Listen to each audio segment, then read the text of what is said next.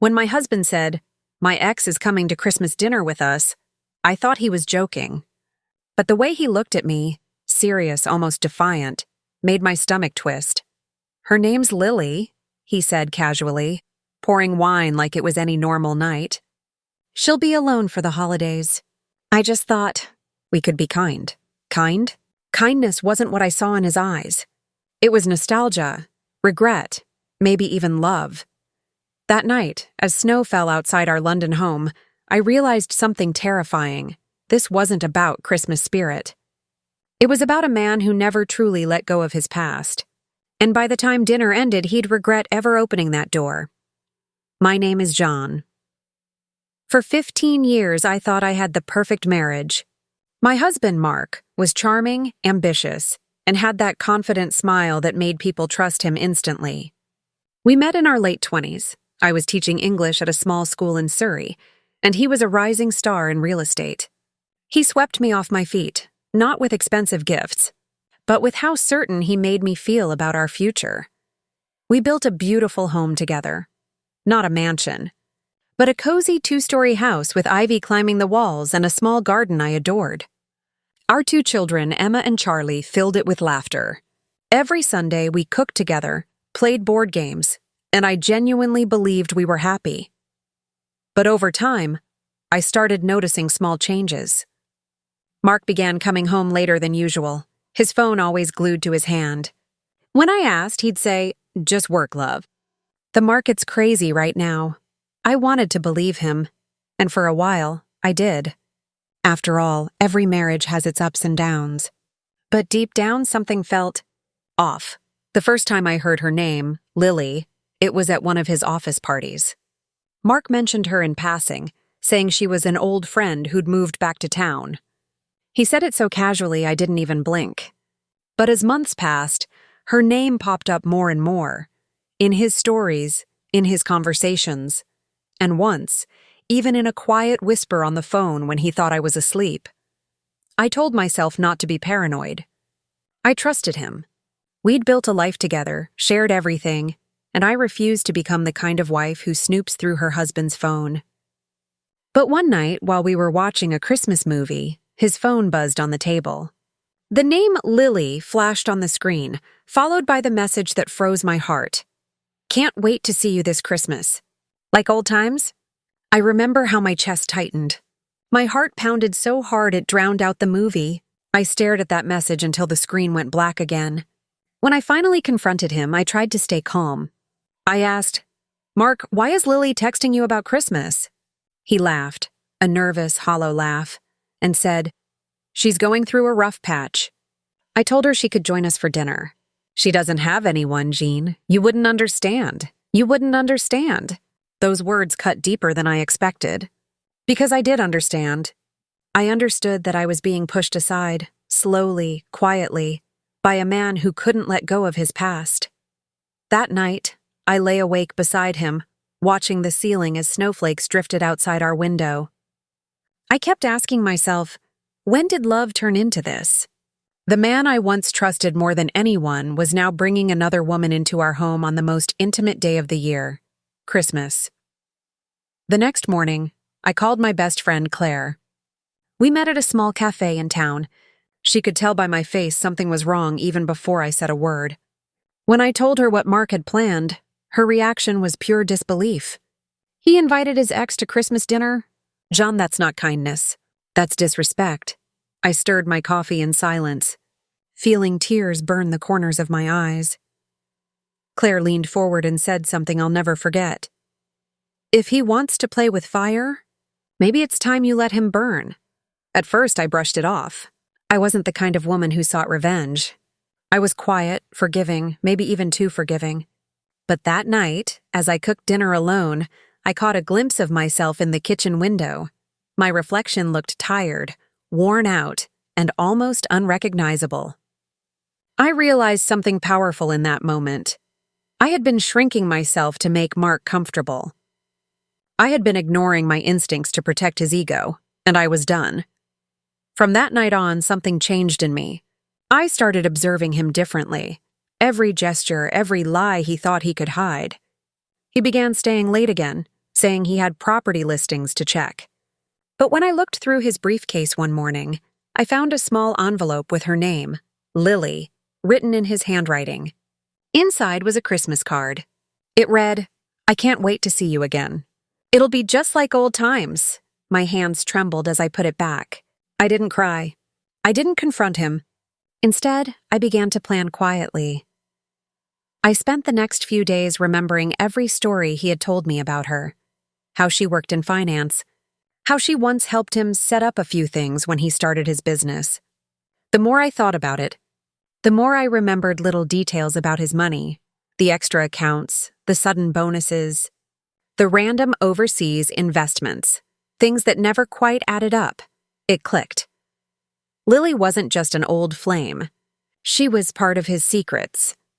So I reached out to an old acquaintance of ours, Daniel, an accountant who used to work with Mark years ago. He was quiet, respectful, and always had a soft spot for me. I told him I was worried about Mark's financial behavior.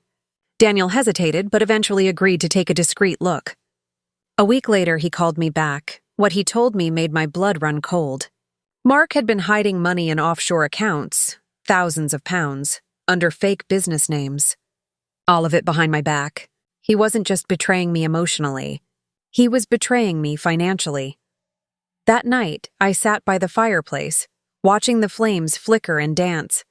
For the first time, I didn't feel powerless. I felt calm, coldly calm, because I finally knew the truth. When Mark came home that evening, I smiled at him. I asked him how his day was, kissed him on the cheek, and said I was looking forward to Christmas dinner. He had no idea what was really coming. Every day leading up to Christmas, I pretended everything was normal. I wrapped gifts, baked cookies, and played cheerful songs, but inside I was quietly preparing my revenge. I gathered every bank statement Daniel sent me, every email trail, every piece of proof that could destroy the perfect image Mark loved to show the world. I put them in a single red envelope, the color of Christmas, and blood. I didn't know how the night would end, but I knew one thing for sure. When Lily walked into our home, Mark would finally realize the price of playing with someone's trust. He thought he was inviting his ex to dinner. He had no idea he was also inviting his downfall. Christmas morning arrived with a calm so deceptive it almost felt cruel. The house smelled of roasted turkey and cinnamon candles. Snowflakes rested gently against the windows, and the soft hum of holiday music played in the background. From the outside, it was the perfect family Christmas. But inside me, something dark and quiet was waiting. Emma and Charlie were helping me decorate the last of the cookies, completely unaware of the storm about to arrive. I smiled at them, hiding the weight in my chest. They deserved a peaceful Christmas, not the chaos their father was bringing through the front door. Then came the knock. It was soft but deliberate, the kind of knock that instantly changes the air in a room. Mark's voice echoed from the hallway, cheerful, almost too cheerful. "She's here," he said, like a child announcing Santa Claus. I froze, my hands covered in flour. When I turned toward the door, I saw her. Lily. She stood there in a long red coat, her hair perfectly curled, her smile flawless but insincere. Her presence filled the doorway like she had been here before, like this was her home and not mine. The scent of her perfume drifted through the room, expensive, sweet, and sharp. "Jean," she said brightly, stepping forward with her arms open, "I've heard so much about you." I forced a polite smile and said, "I'm sure you have." Mark quickly stepped between us, his hand brushing her back like it was an old habit. That single gesture confirmed everything I had already known. It was so subtle, but to me, it was deafening. My husband had forgotten that some betrayals don't need words. Body language tells the whole story.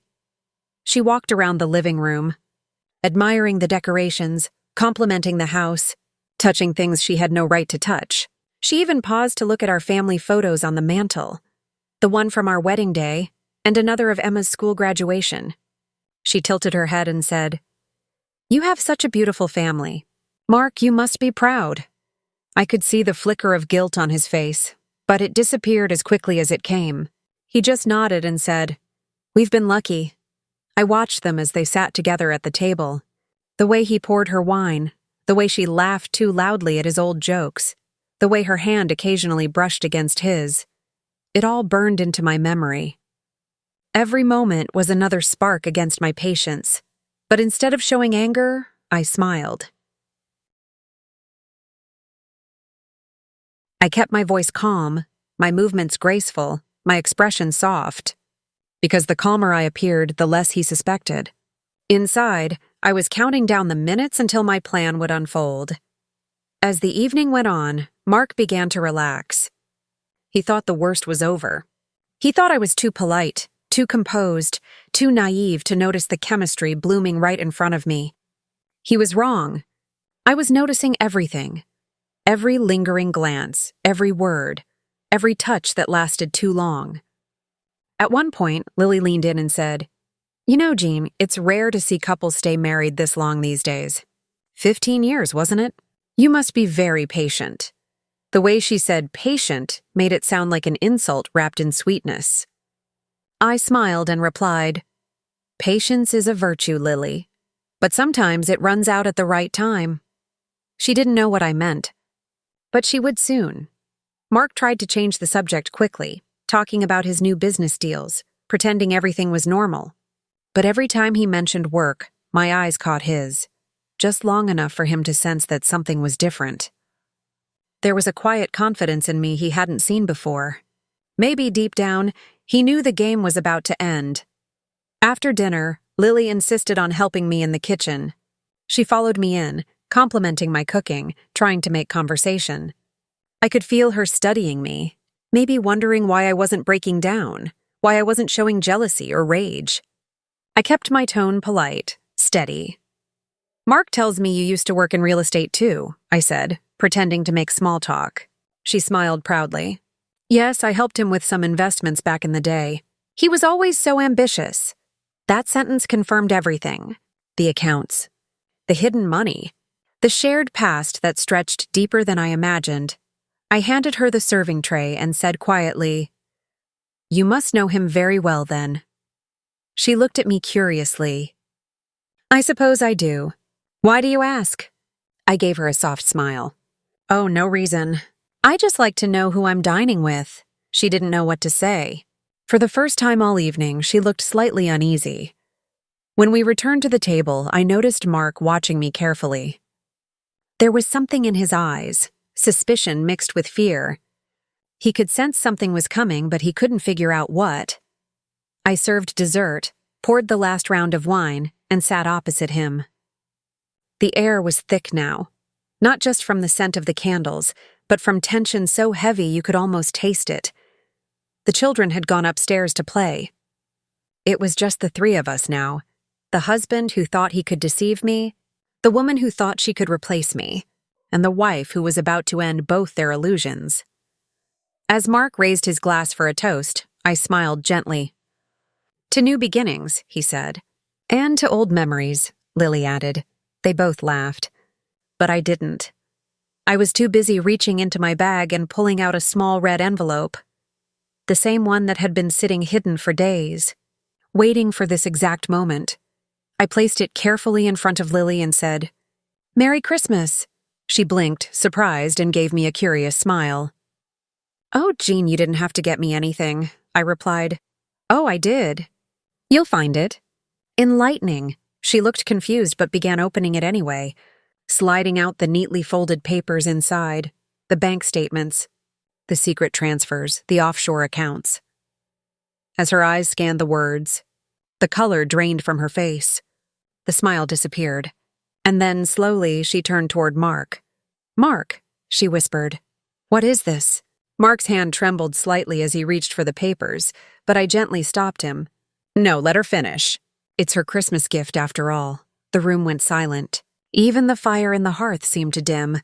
Lily looked at him, stunned. "You used my name?" "My company's registration number." "Mark, what did you do?" He stammered. "Jean, where did you get this?" I leaned back in my chair, calm and steady. "From the same place you got your courage to lie to me. Somewhere very foolish." He stared at me, speechless, his face pale as snow. I smiled softly. Merry Christmas, darling. I hope you enjoy unwrapping the truth. When Lily's face went white and Mark's hands started to shake, something in me finally settled. I had worked in silence for weeks, gathering facts and folding them into a single red envelope, and now that the truth had been set on the table, I felt no rush. Calmness felt like power. I watched them stammer, watched Mark fumble explanations that had been practiced in his head for years, and thought about every small slight that had brought us here. For the first time since I found that message, I let myself breathe without fear. This was not chaos. This was consequence. That night, after Lily left and the children had been put to bed, I sat at the kitchen table with the remaining copies of the documents spread around me like evidence in a courtroom.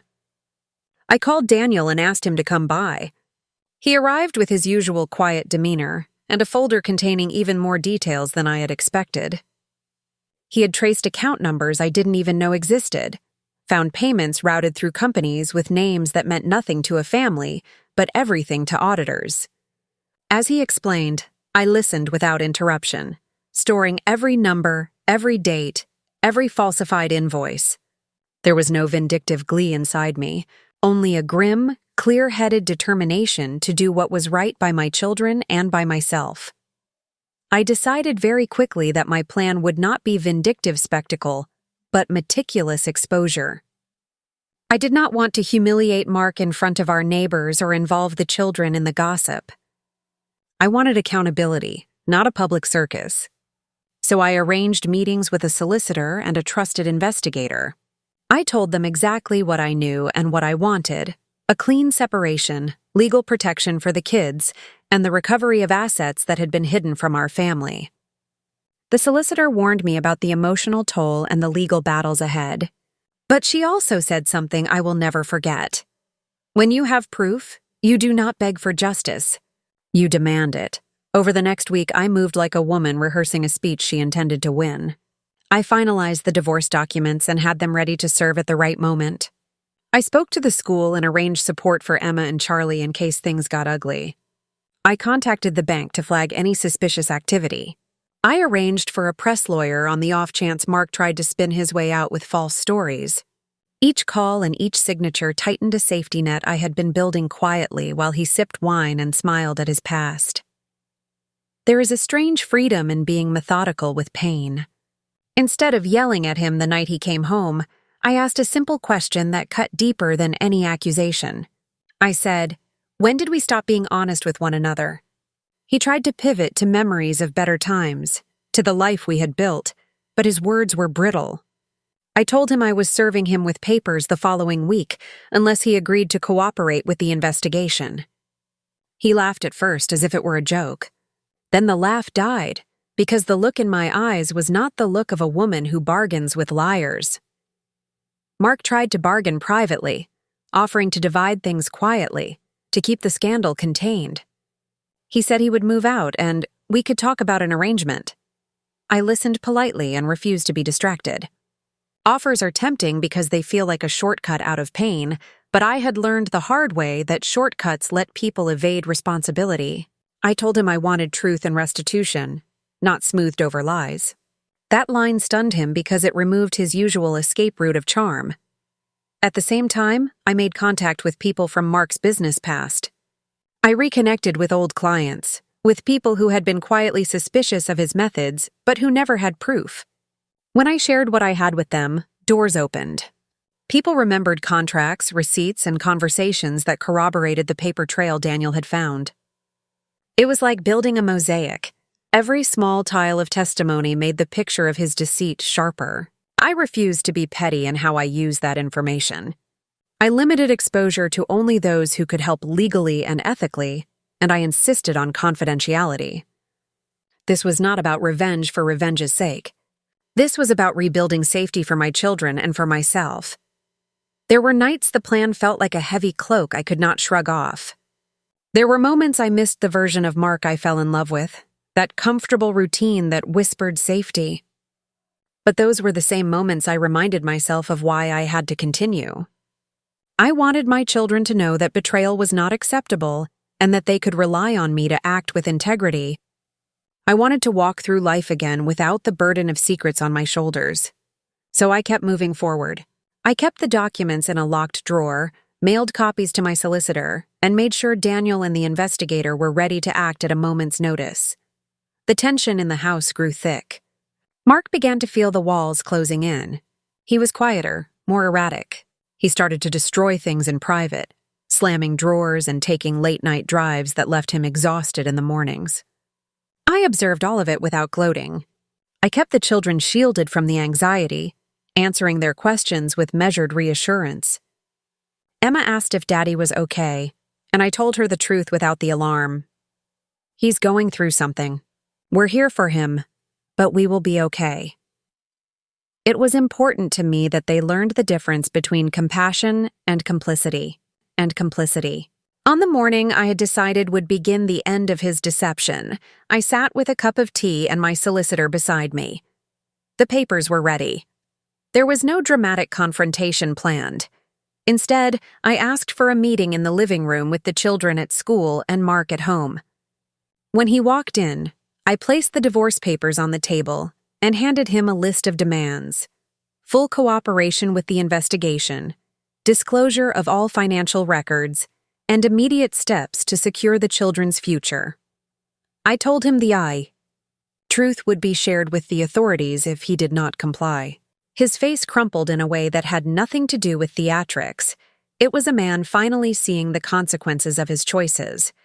He tried to bargain again, this time with desperation rather than charm.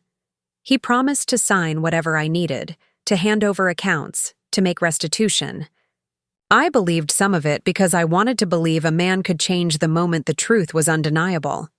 But I also insisted on verification. I demanded that Daniel and the investigator be given full access within a week. Mark's silence said more than his words could. His ego had been wounded, and now reality had its claws in him. The following days were a blur of meetings, signed affidavits, and cold calculations. Daniel confirmed the remaining accounts. The investigator found digital trails that Mark believed he had erased, and the solicitor began drafting settlement terms that protected our home and the children. At times, there were pangs of pity.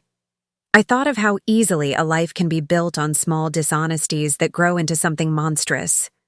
But pity is different from forgiveness, and my first duty was to my children and to my own self-respect.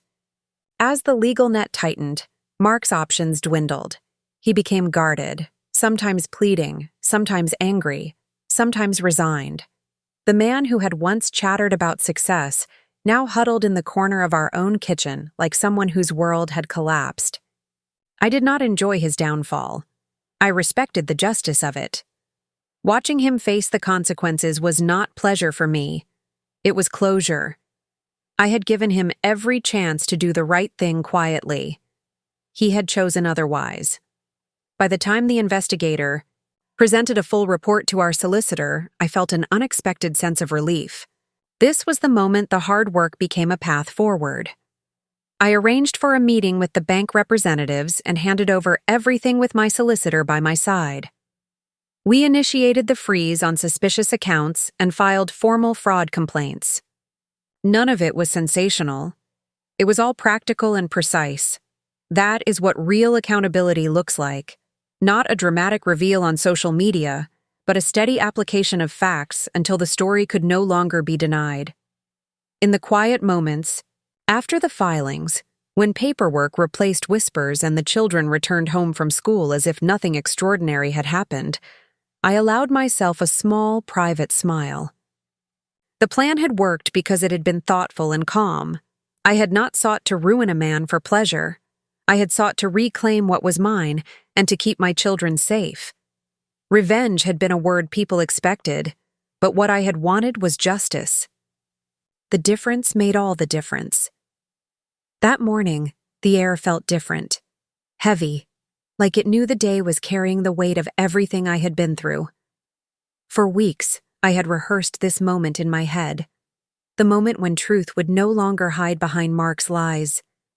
I woke before sunrise, sat on the edge of my bed, and watched the faint light touch the curtains. My heart was steady, not with anger this time, but with clarity. I had spent years drowning in his manipulation, and now I was finally stepping out of the storm.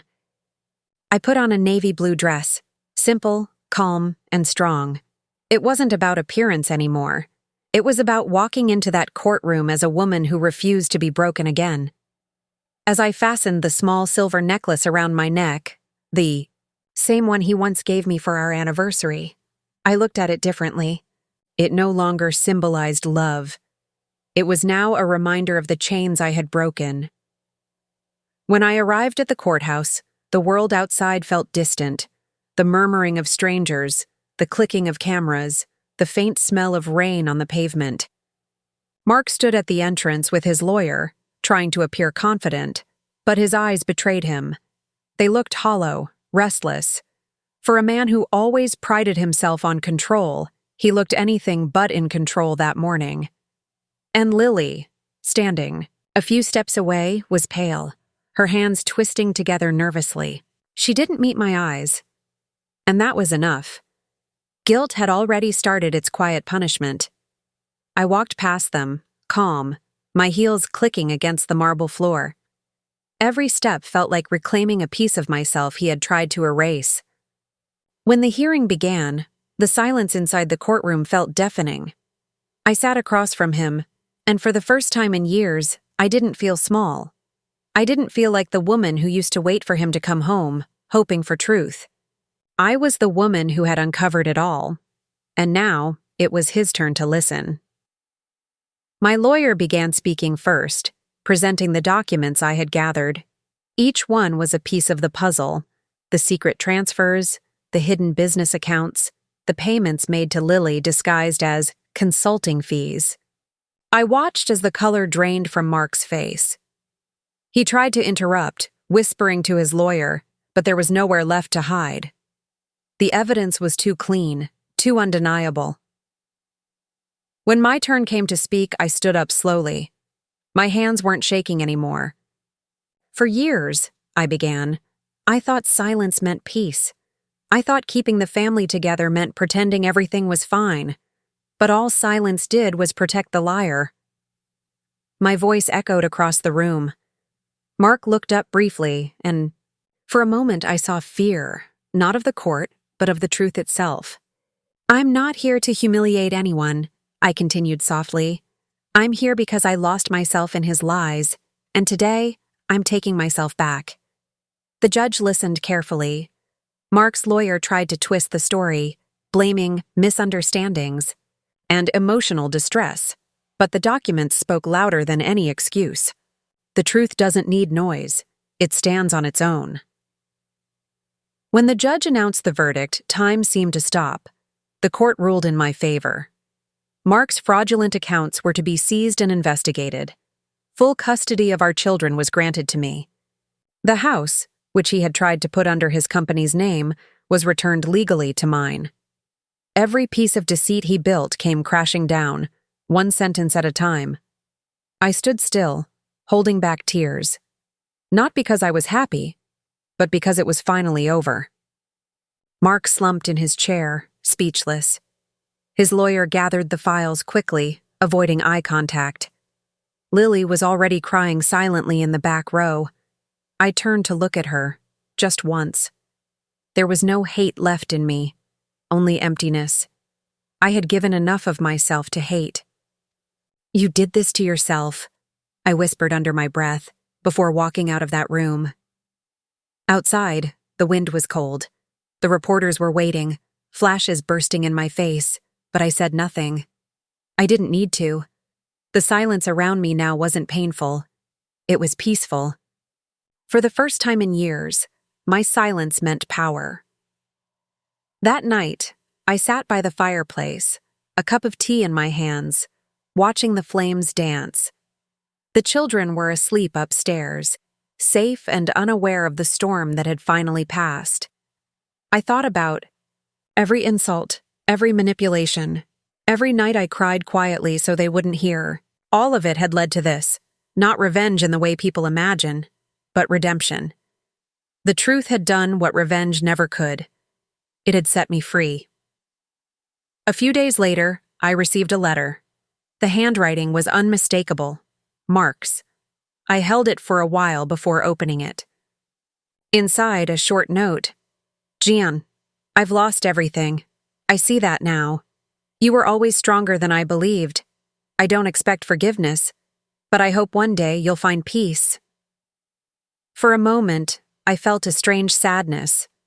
Not for him, but for the woman I used to be, the one who would have given everything just to make him happy. I folded the letter carefully and tucked it away in a drawer. I didn't need closure from him anymore. The only closure I needed was the life I was rebuilding piece by piece. In the following weeks, word spread. The community that once admired Mark now looked at him differently.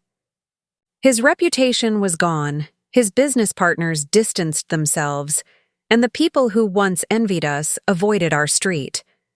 I didn't rejoice in it. I simply moved forward. I spent my mornings at the beach, walking barefoot on the sand, letting the waves wash away the heaviness that had clung to me for years. One morning, as I stood by the shore watching my children run along the water, I realized that I was no longer waiting for someone else's apology to make me whole. I was already whole. The greatest revenge wasn't what I'd exposed. It was the peace I'd earned by walking away with my head high. Lily tried reaching out once more, sending a message through a mutual friend. She said she wanted to meet, to explain, to apologize. I declined. Some doors are better left closed. Forgiveness is a gift, and not everyone deserves it. Daniel, the lawyer who helped me through everything, visited one evening. We sat outside, the garden lights flickering softly. You did it, John, he said. You faced him and walked out stronger. I smiled faintly. I didn't just face him, Daniel. I faced myself. And I finally recognized the woman he tried to erase. He nodded, his eyes kind. What will you do now? He asked. Live, I replied quietly. Not for him, not against him. Just for me. Me. That night, I stood on the balcony, looking up at the stars. The city lights shimmered below, and the wind carried a gentle calm. I closed my eyes and whispered a silent promise to myself, that I would never let pain define me again. That I would never apologize for choosing peace over chaos. I had walked through betrayal, through humiliation, through heartbreak, but I had also walked out with strength, dignity, and truth. And that, to me, was the ultimate victory. Because sometimes revenge isn't loud, it isn't cruel. It's quiet, graceful, and complete. It's the kind of revenge that doesn't destroy others. It rebuilds you. And that night, as I turned off the lights and headed to bed, I smiled for the first time in a long, long time. Because I finally understood. I hadn't just survived. I had won. The weeks that followed were quiet, almost too quiet. But it was the kind of silence I had been praying for all along. For years, silence in my home had meant tension, secrets, avoidance, lies filling the space between every word. Now, it meant peace. It meant the sound of healing. The children started smiling again. The house began to feel like a home instead of a battlefield. And for the first time in years, I woke up without that heavy feeling in my chest. Each morning, I made coffee, opened the curtains, and let the light flood in. I had missed that feeling, the light touching everything, the world outside looking new. I started planting flowers in the backyard, something I had always wanted to do but never had the freedom for. I painted the walls, rearranged the furniture, and even changed the curtains. It was like I was repainting my life, color by color. Sometimes I would sit by the window with a notebook, writing letters I never intended to send. Letters to the woman I used to be, the one who stayed silent to keep peace, the one who loved too deeply without realizing how much it cost her. I would write to her, "You did your best, you loved, you trusted, and that wasn't wrong. What was wrong was letting someone make you feel small for it. You survived, and now you're free. It's strange how healing can come in the smallest moments. Like when my daughter hugged me one night and whispered, "Mom, you seem happy again." Or when my son brought me a drawing and said, "It's us, a happy family." I smiled through tears. Maybe the world had fallen apart for a reason. Maybe it had to, so I could rebuild it the right way. Mark called once. I didn't answer. He left a voicemail saying he was moving away to start over. I listened to his voice, the same voice that once could calm me, could convince me of anything. And for the first time, it didn't affect me. It was just a sound, distant, like a memory fading into silence. I deleted the message without hesitation. People often think revenge is loud, that it's about shouting, exposing, destroying. But standing there, holding my children, rebuilding my life, I realized the real revenge was quiet. It was peace. It was knowing that he would wake up every morning remembering the woman he underestimated, and I would wake up every morning finally free from him. That was enough. One Sunday evening, I took the kids to the beach again. The sky was soft pink, the air warm, and the sound of waves gentle against the shore. They ran ahead, laughing, their footprints marking the sand before the water erased them. I sat down on the edge of the shore, the tide brushing my feet, and watched the sunset fade into night. I thought about everything: the betrayal, the pain, the sleepless nights, and the courage it took to walk away. If someone had told me a year ago that I'd survive this, that I'd come out stronger, calmer, and more at peace, I wouldn't have believed them. But here I was, whole again. I whispered softly into the wind, "Thank you, life, for breaking me where I needed to break, so I could grow where I was meant to." That night, after putting the kids to bed, I sat alone on the balcony, the city lights flickering in the distance. I realized something. We all face storms we never saw coming. Sometimes they destroy us, and sometimes they clear the path for who we were always meant to become. My storm had done both. It destroyed the illusion I was living in and cleared the way for the truth. I wasn't the same Jean anymore. I was wiser, stronger, and kinder to myself. I had learned that love without respect isn't love at all. I had learned that forgiveness isn't weakness. It's choosing peace over poison. And most of all, I had learned that no matter how dark things get, there's always light waiting on the other side. As the wind brushed through the curtains and the night settled in, I closed my eyes and smiled. I wasn't angry anymore.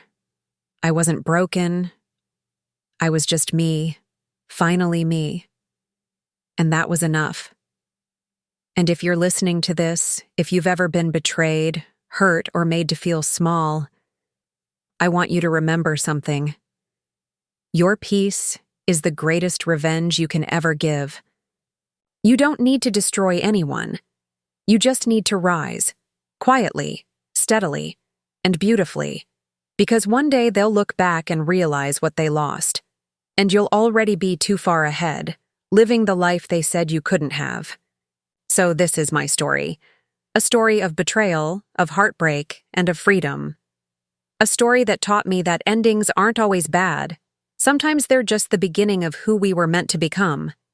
And if my story touched your heart tonight, I'd love for you to join me on this journey of stories that heal, stories that empower, and stories that remind us we're not alone. Subscribe to Jean's Stories for more emotional, real-life tales of love, loss, and redemption. Because sometimes it's in someone else's story that we find the strength to write our own.